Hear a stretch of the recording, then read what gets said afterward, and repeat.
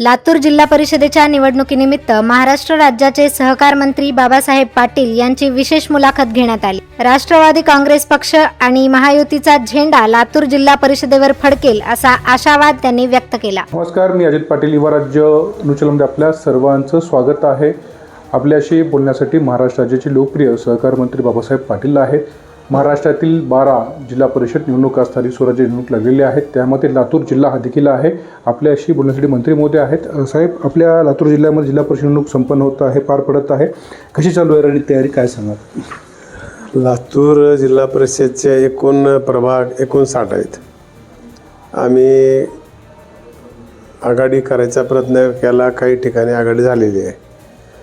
माझ्या मतदारसंघामध्ये अहमदपूर तालुक्यात 6 जागा आहेत, 3 त्यांना द्या, 3 मी घेतलं आणि माझ्या एका तालुक्यात नाही झाली। आणि उदगीर तालुक्यामध्ये कार्यकर्त्याला या ठिकाणी एक नेतृत्व करायची संधी मिळत असते। जिल्हा परिषद पंचायत समिती म्हणजे राजकारणातली प्राथमिक शाळा म्हणलं तर चुकीचं ठरणार नाही। या जिल्हा परिषद पंचायत समितीचं नेतृत्व करणारे लोकच विधानसभेमध्ये लोकसभेमध्ये गेल्यानंतर त्यांना एक ह्याच्यातला कामाचा अनुभव भेटतो की प्रशासन कसं चालतं आहे, JD काय म्हणते, कशाला म्हणतात, फाईल काय असते, फायनान्स काय असते, इथं काम केल्यानंतर त्यांना थोडा अनुभव येते आणि त्याच्यामुळे ते विधानसभेमध्ये हे लोक सक्सेस होऊ शकतात।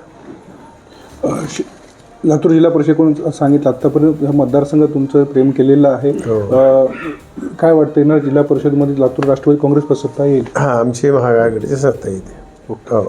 शेवटचा प्रश्न, मतदार बांधवांना काय आवाहन करणार? हां, मतदार बांधवांनी विकासाच्या मुद्द्याकडे बघून विकास जे करू शकणारे कार्यकर्ते, जो पक्ष करू शकते, मागलाही त्यांचा अनुभव बघावा आणि करणारे कोणामध्ये क्षमता आहे त्यांना आपण आशीर्वाद द्यावा।